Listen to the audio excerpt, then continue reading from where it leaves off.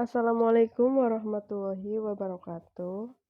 Saya Susmita Desindrabila dengan NPM 43206000104 dari kelas 6C Akuntansi. Di sini saya akan memaparkan mengenai kasus PT Telkom yang terjepit di antara dua akuntan. Baik, langsung saja kita masuk ke pembahasan yang pertama, yaitu mengenai profil PT Telkom. PT Telkom Indonesia adalah badan usaha milik negara atau BUMN yang bergerak di bidang jasa layanan teknologi informasi dan komunikasi atau TIK dan jaringan telekomunikasi di Indonesia. Dengan pemegang saham mayoritas Telkom adalah pemerintah Republik Indonesia sebesar 52,09% dan sisanya dikuasai oleh publik sebesar 47,91%. Masuk ke kronologis kasus PT Telkom. Kasus ini muncul setelah adanya laporan mengenai tindakan Kantor Akuntan Publik atau KAP Dr. Andes Hedi Sutanto dan rekan yang sekarang bernama KAP Haryanto Sahari dan rekan dan merupakan anggota firma dari Kantor Akuntan Publik Asing PricewaterhouseCoopers atau PwC yang selanjutnya disebut terlapor, yang dengan sengaja memberikan interpretasi menyesatkan kepada PT Telkom, PT Telkomsel, dan USH mengenai standar audit Amerika khususnya AU543. Tindakan KAP Haryanto Sahari dan rekan tersebut mengakibatkan rusaknya kualitas audit yang dilakukan oleh KAP Edipianto atas laporan keuangan konsolidasi PT Telkom tahun buku 2002 sehingga menghalangi KAP Edipianto untuk bersaing dengan terlapor sehubungan dengan penyediaan layanan audit ke perusahaan-perusahaan besar yang tercatat di lantai Bursa Efek Indonesia.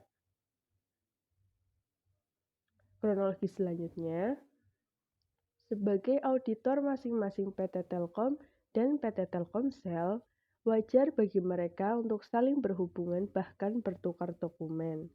Namun, pada 25 Maret 2003, Hadi Sutanto menyatakan tidak mengizinkan Edi Pianto untuk merefer hasil auditnya dalam Form 20F PT Telkom, sedangkan di tanggal yang sama, Hadi Sutanto mengirimkan kopi audit report PT Telkomsel untuk dikonsolidasikan ke laporan keuangan PT Telkom. Padahal, dalam PSA 543 tidak mengharuskan Edi Pianto untuk meminta izin, melainkan cukup mengkomunikasikannya saja. Akan tetapi, Hadi Sutanto menafsirkan bahwa PSA 543 itu harus mendapatkan hasil audit darinya sebelum menggunakan hasil auditnya yang sebenarnya tanpa perlu izin pun, Edi Pianto bisa mereferensi hasil audit PT Telkomsel. Kronologis akhir dari kasus PT Telkom ini adalah tindakan yang dilakukan oleh Hadi Sutanto seharusnya memberikan hasil auditnya kepada Edi Pianto seperti mengacu pada PSA 543 di mana Edi Pianto sebagai auditor utama perusahaan induk PT Telkom dan dari perusahaan anak PT Telkomsel boleh tanpa perlu izin untuk mengambil hasil auditan Hadi Sutanto. Nah, selanjutnya, apa sih yang terjadi akibat dari kasus tersebut? Jadi, tindakan KAP Haryanto Sahari dan rekan menyebabkan competitive harm atau persaingan tidak sehat dan consumer harm bagi KAP Edipianto, yaitu dengan menimbulkan penilaian bahwa KAP Edipianto tidak dapat menyelesaikan dan tidak mampu melakukan pekerjaan audit terhadap laporan keuangan PT Telkom tersebut, sehingga berakibat menurunkan reputasi KAP second layer, yaitu KAP Edipianto pada umumnya di mata perusahaan pengguna jasa audit first layer, yaitu Dr. Andes Hedi Sutanto dan rekan, sehingga pilihan perusahaan pengguna jasa audit first layer tetap terkonsentrasi pada KAP first layer. Juga menggambarkan persaingan tidak sehat antar KAP yang juga merugikan PT Telkom, karena harus mengeluarkan tambahan waktu, tenaga, dan biaya yang seharusnya tidak perlu dikeluarkan apabila proses pelaksanaan audit berjalan dengan normal. Sanksi apa sih yang diberikan akibat dari kronologi kasus tersebut? Nah, menurut Majelis Komisi, KAP Haryanto Sehari dan rekan yang selanjutnya disebut terlapor tidak memiliki kewenangan untuk menilai kualifikasi KAP Edi Pianto untuk berpraktek di hadapan USH. Kewenangan tersebut sepenuhnya merupakan kewenangan USH. Untuk itu, seharusnya terlapor meminta klarifikasi terlebih dahulu kepada USH. Dan dalam hal ini, terlapor tidak pernah melakukan penilaian mengenai kualifikasi pada KAP Edi Pianto. Dengan demikian, tindakan terlapor tidak berdasar hukum dan tidak wajar.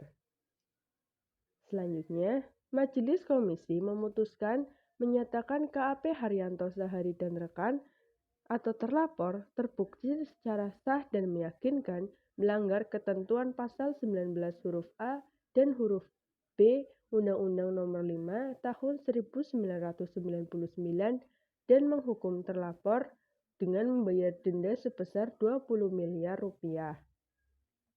Pemeriksaan dan penyusunan putusan terhadap perkara tersebut di atas dilakukan oleh KPPU dengan prinsip independensi atau tidak memihak siapapun, yaitu semata-mata sebagai pengemban amanat pengawasan terhadap pelaksanaan undang-undang tersebut agar terwujudnya kepastian berusaha yang sama bagi setiap pelaku usaha dan menjamin persaingan usaha yang sehat dan efektif.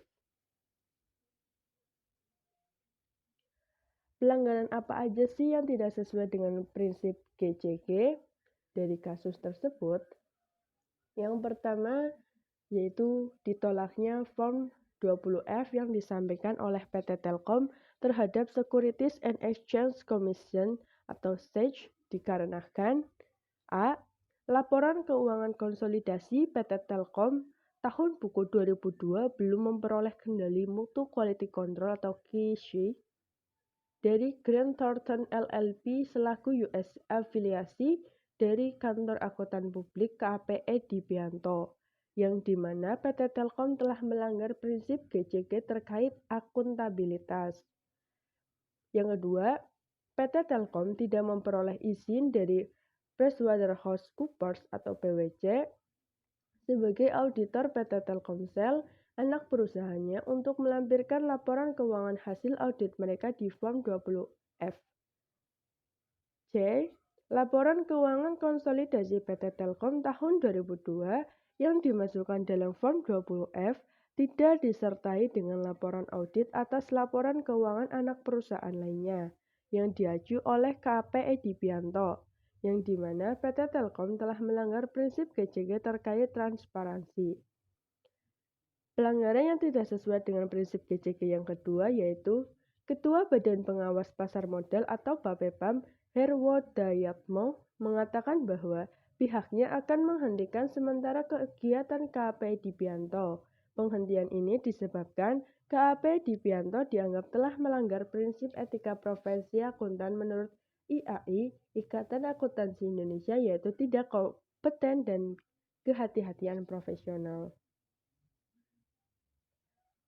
Pelanggaran yang terakhir yang tidak sesuai dengan prinsip GCG yaitu melakukan tindakan yang tidak sesuai dengan hukum dan tidak wajar dalam bentuk menilai hak berpraktek KAP Edi Pianto, yang seharusnya terlapor tidak memiliki kewenangan untuk menilai kualifikasi KAP Edi Pianto untuk berpraktek di hadapan USH, sehingga KAP Haryanto Sehari dan rekan melanggar prinsip GCG fairness.